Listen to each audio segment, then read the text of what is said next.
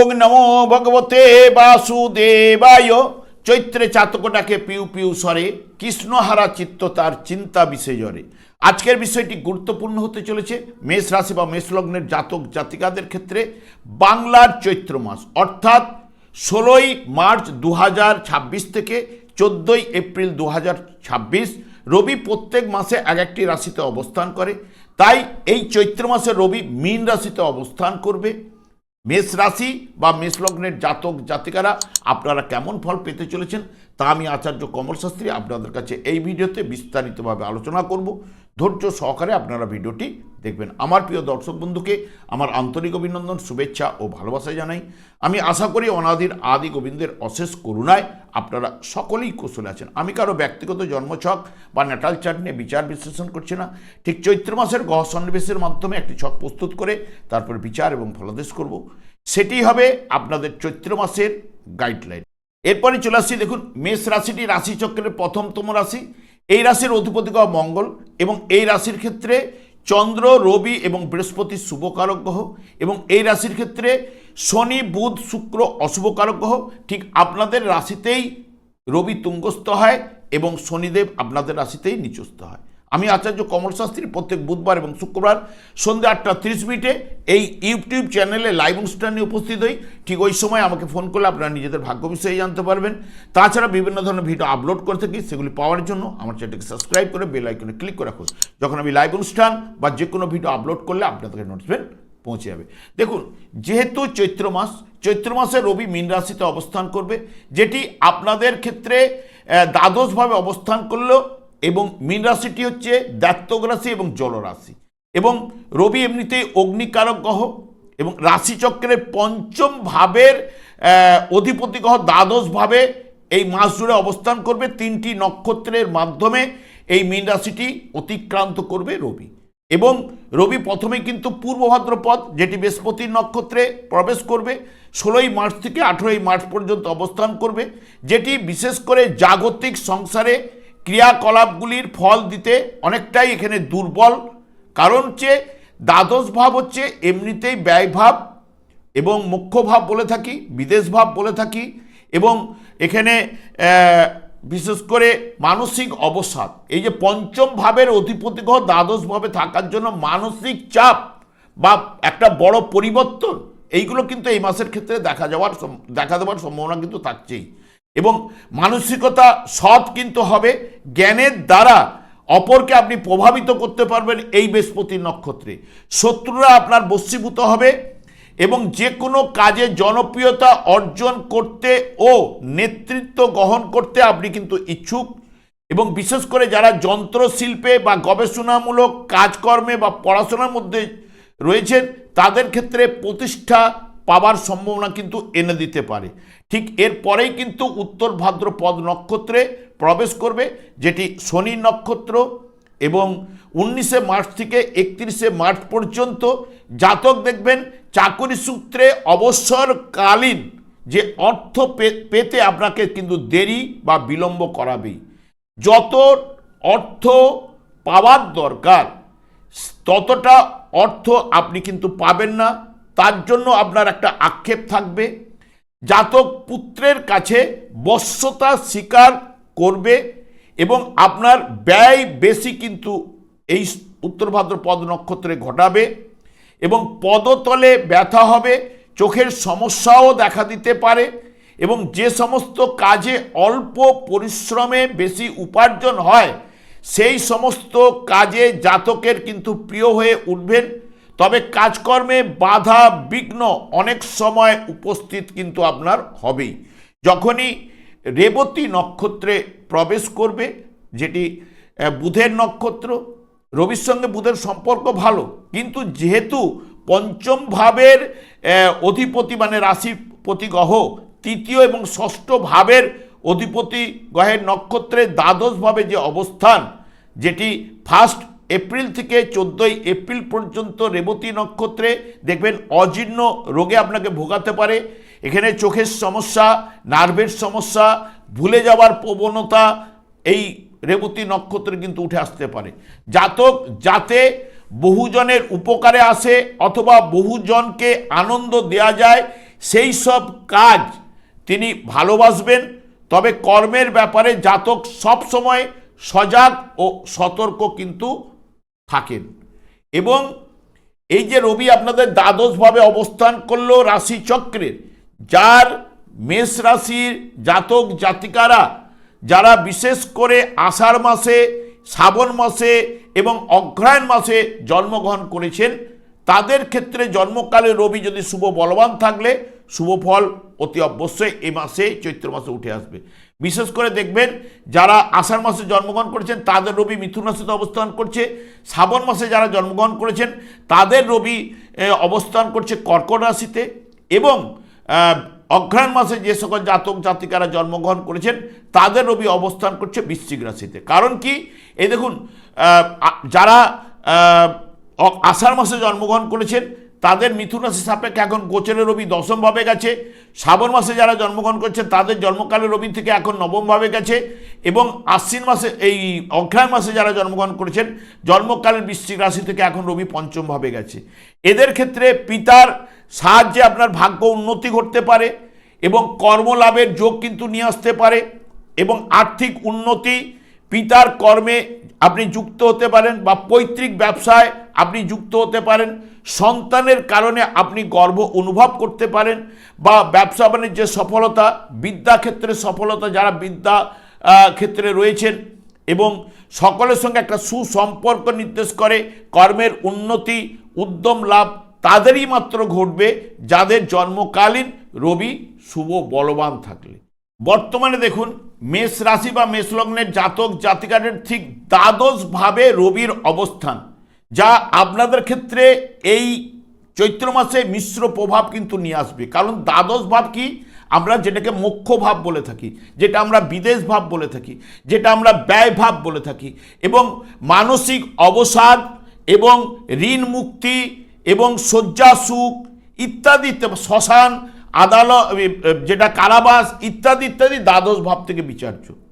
এই দ্বাদশ ভাবে থেকে রবি এখানে আপনাদের ক্ষেত্রে মিশ্র প্রভাব এবং মানসিক দিক দিয়ে একটা চাপ এটা কিন্তু নিয়ে আসবেই, এবং বিশেষ করে অপ্রত্যাশিত খরচ বাড়াতে পারে, এবং স্বাস্থ্য সংক্রান্ত বা বিলাসদ্রব্য ক্রয়ের কারণে আর্থিক ব্যয় কিন্তু আপনার ঘটাতে পারে। বিনিয়োগে অতিরিক্ত ঝুঁকি না নেওয়াই আপনাদের ক্ষেত্রে এই মাসে কিন্তু ভালো। কাজকর্মে আপনার চাপ বাড়বেই, কারণ এই জায়গায় শনি যুক্ত অবস্থায় রবি অবস্থান করবে।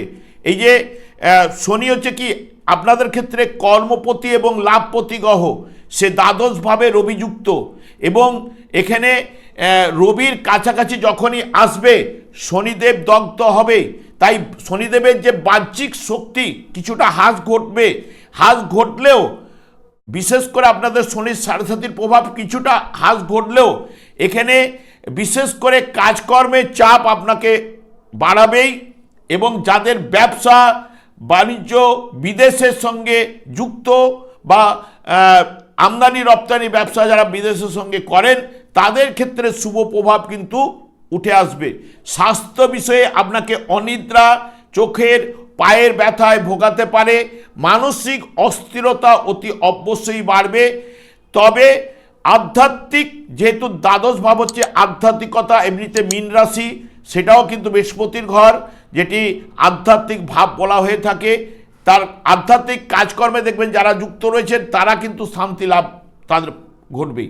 এই যে রবি এবং শনি এখানে একসঙ্গে যুক্ত হওয়া হঠাৎ বড় অঙ্কের অর্থ আপনার খরচ করাতে পারে, আইনি ব্যাপারে আপনাকে জড়িয়ে দিতে পারে, সেই বিষয়ে আপনাকে সতর্কতা অবলম্বন করতে হবে, এবং স্বাস্থ্য বিষয়ে আপনাকে যত্নবান অতি অবশ্যই হতে হবে।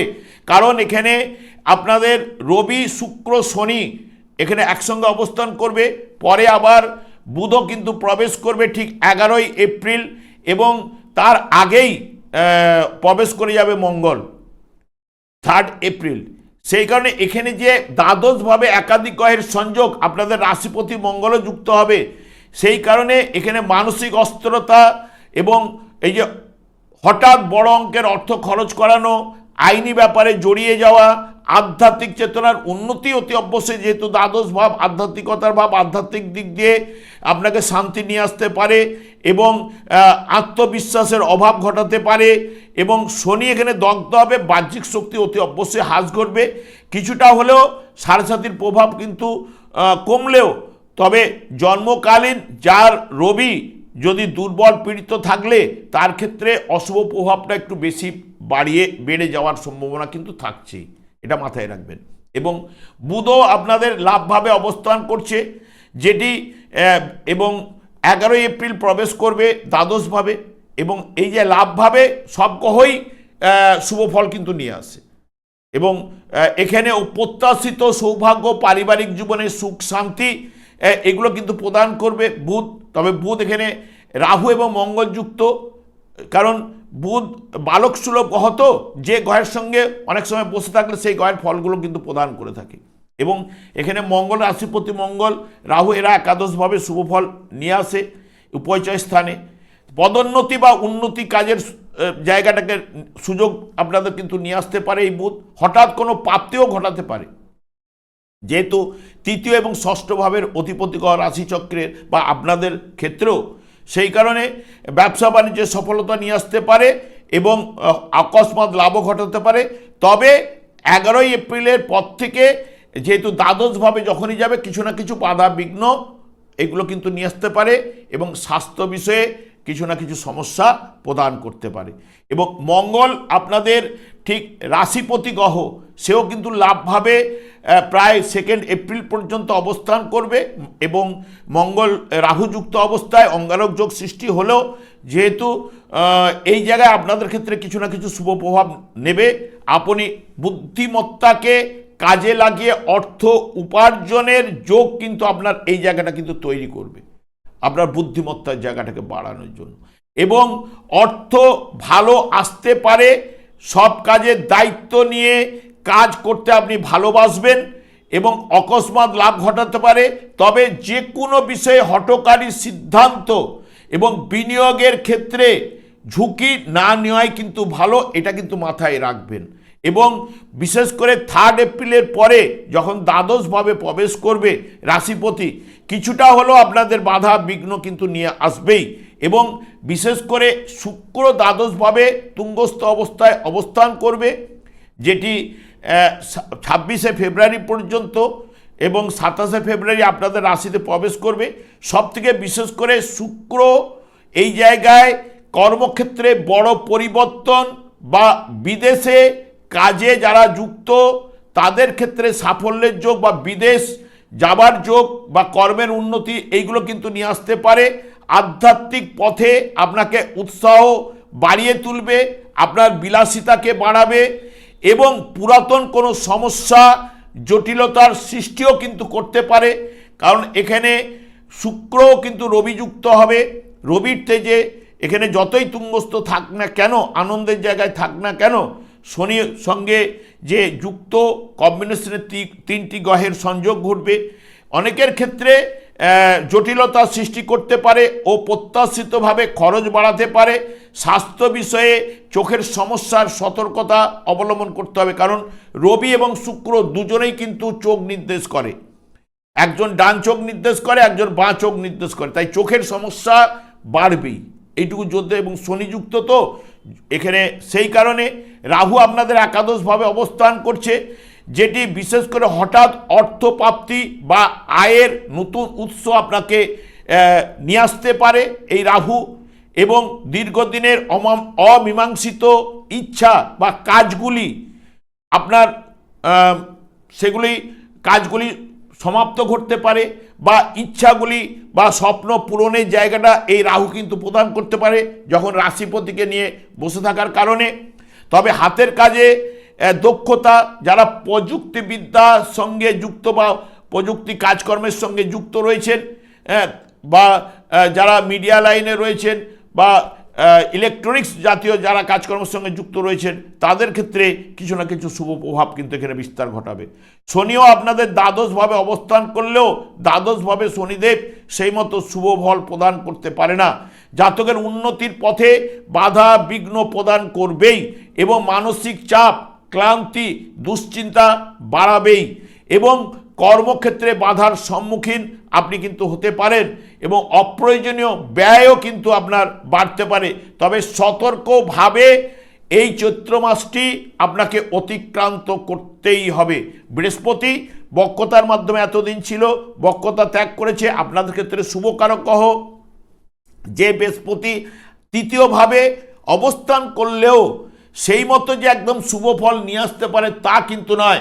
যেটি বৃহস্পতি এই জায়গায় তার অশুভ ঘর অর্থাৎ বুধের ঘরে বসে রয়েছে, যেটি বৃহস্পতির ঘরের ঠিক সপ্তমভাবে, সেইখানে কাজকর্মের যোগাযোগ বাড়াবেই এবং দক্ষতা কিছু না নিয়ে আসবে, তবে সাহসিকতাও বাড়িয়ে তুলবে। যদি জন্মকালীন যদি আপনার বৃহস্পতি শুভ বলবান থাকলে চাকরির পরিবর্তনও ঘটাতে পারে বিশেষ করে, এবং আর্থিক লাভ আয়ের উৎস এই জায়গাটা কিন্তু নিয়ে আসবে। একাদশভাবে বৃহস্পতির দৃষ্টি থাকবে যেহেতু, এবং ভাগ্যের উন্নতিও ঘটাতে পারে যেহেতু ভাগ্য ভাবকে দেখছে। অতিরিক্ত পরিশ্রমের মাধ্যমেই যা কিছু সফলতাটা আপনাদের এ মাসে উঠে আসবে। কেতুও পঞ্চমভাবে অবস্থান করছে, যে কেতু পঞ্চম ভাব হচ্ছে মন মানসিকতা প্রেম প্রীতি ভালোবাসা। এই যে আপনি উদাসীন মানসিক চাপ, কারণ পঞ্চম ভাবের অধিপতি গ্রহ সেই রবি দ্বাদশভাবে অবস্থান করবে, যেটা প্রেমে এখানে কেতু অদ্ভুত দুঃখ দিতে পারে এবং সন্তানগণ আপনাকে ক্লেশ প্রদান করতে পারে এবং মানসিক দিক দিয়ে ভালো ফল কেতু কিন্তু দিতে পারে না। এই ফলগুলো উঠে আসার সম্ভাবনা, এবং বিশেষ করে এই যে রবি শনির যে যোগ সৃষ্টি হবে আপনাদের ক্ষেত্রে সেরকম ফল কিন্তু শুভ নিয়ে আসতে পারবে না, কারণ শনি এমনিতেই আপনাদের সাড়ে সাতির কারণে নানান সমস্যা প্রদান করছিল, এবং এখানে পিতা পুত্র হলেও বিষ যোগ এটাকে বলা হয়ে থাকে, কিন্তু বিষ যোগের ক্ষেত্রেও আপনাকে কিছু না কিছু অশুভ প্রভাব কিন্তু প্রদান করবে। তবে হ্যাঁ, জন্মকালীন আপনার রবি যদি শুভ বলবান থাকলে কিছুটা আপনাকে স্বস্তির আশ্বাস দিতে পারে। আমি একটা কথাই সবসময় বারবার বলে থাকি, দেখুন আপনাদের ক্ষেত্রে বিশেষ করে এই যে মঙ্গল আপনাদের 2 এপ্রিল পর্যন্ত একাদশভাবে থাকবে। জন্মকালীন এই রাশিপতি যার মঙ্গল দেখবেন যদি দ্বিতীয়ভাবে অর্থাৎ বৃষ রাশিতে অবস্থান করছিল, বা আপনাদের পঞ্চমভাবে সিংহ রাশিতে অবস্থান করছিল, বা ষষ্ঠভাবে যার মঙ্গল অবস্থান করছিল জন্মকালীন, তার ক্ষেত্রে এই যে এপ্রিলের 2 তারিখ পর্যন্ত তারা অতি শুভ ফল অর্থনৈতিক দিক দিয়ে সাপোর্ট পাবেন এবং আয়ের উৎস তারা কিছু না কিছু রাশিপতি এনে দেবেই। এবং বৃহস্পতিও যার জন্মকালীন যদি দেখেন যে বিশেষ করে মিথুন রাশিতে অবস্থান করছিল, বা জন্মকালীন যার বৃহস্পতি তুলা রাশিতে অবস্থান করছিল, বা ভাগ্যভাবে ধনুরাশিতে অবস্থান করছিল, বা কুম্ভ রাশিতে লাভভাবে যার অবস্থান করছিল, তার ক্ষেত্রে জন্মকালীন বৃহস্পতি শুভ বলবান থাকলে অতি অবশ্যই সে কিন্তু শুভ ফল কিন্তু এই মাসে অনেকটাই বাধা বিঘ্ন কিন্তু অতিক্রান্ত করতে পারবে। কারণ যে বৃহস্পতি জন্মকালীন বৃহস্পতির উপরে দৃষ্টি প্রদান, এটি আপনার ক্ষেত্রে জন্মকালীন যদি যার বৃহস্পতি শুভ রয়েছে তার ক্ষেত্রে ভাগ্যের উন্নতি এবং যোগাযোগ কর্মের উন্নতি, কর্মের যোগাযোগটাকে বাড়িয়ে দিতে পারে, এবং স্ত্রীর ভাগ্যেও আপনার ভাগ্য উন্নতিও ঘটতে পারে। এই প্রভাবগুলো নিয়ে আসবে। কিন্তু শনিদেবের ক্ষেত্রে একদম ব্যতিক্রম, কারণ শনিদেব এমনিতেই দুঃখ দুর্দশা বাধা বিঘ্ন, তবে যার মধ্যে নিয়ম নিষ্ঠা সততা একাগ্রতা ধৈর্য দৃঢ়তা যার মধ্যে রয়েছে, শনিদেব বা যারা ভগবানের নাম জপ করেন তারাকে কিছু না কিছু শুভ ফল শনিদেব নিয়ে আসে। সেই কারণে আমি শনিদেবকেই সন্তুষ্ট করার কথা বারবার বলি, কারণ কলিযুগের যুগধর্ম হচ্ছে হরেকৃষ্ণ মহামন্ত্র। এই মহামন্ত্র জপ করুন এবং বিশেষ করে গীতা ভাগবত নিয়ে চলার চেষ্টা করুন। গীতা বাড়িতে পড়ুন এবং ভাগবত একটু আলোচনা করুন, দেখবেন আপনার জীবনটা অতি অবশ্যই পাল্টাবে। অনেক বাধা বিঘ্ন আপনি দূরীভূত করতে পারবেন এবং শুধু শুধু শনিদেব একাই আপনাকে জীবনটা বদলাবে না, অন্যান্য গ্রহগুলো আপনার হয়ে ফল দেওয়ার চেষ্টা করবে। এখন থেকে করুন, আপনার জীবনটাকে পাল্টে ফেলুন। আমি আর দীর্ঘায়িত না করে আমি আচার্য কমল শাস্ত্রী প্রত্যেক বুধবার এবং শুক্রবার সন্ধ্যা 8:30 এই ইউটিউব চ্যানেলে লাইভ অনুষ্ঠানে উপস্থিত হয়ে ঠিক ওই সময় আমাকে ফোন করলে আপনারা নিজেদের ভাগ্য বিষয়ে জানতে পারবেন। তাছাড়া বিভিন্ন ধরনের ভিডিও আপলোড করে থাকি, সেগুলি পাওয়ার জন্য আমার চ্যানেলকে সাবস্ক্রাইব করে বেল আইকনে ক্লিক করে রাখুন। যখন আমি লাইভ অনুষ্ঠান বা যে কোনো ভিডিও আপলোড করলে আপনাদের নোটিফিকেশন পৌঁছে যাবে। আমি অনাদি আদি গোবিন্দের কাছে প্রার্থনা করি আপনারা ভালো থাকুন, সুস্থ থাকুন, আনন্দে থাকুন। আজ এই পর্যন্ত, পরে ভিডিও দেখা হচ্ছে। নমস্কার।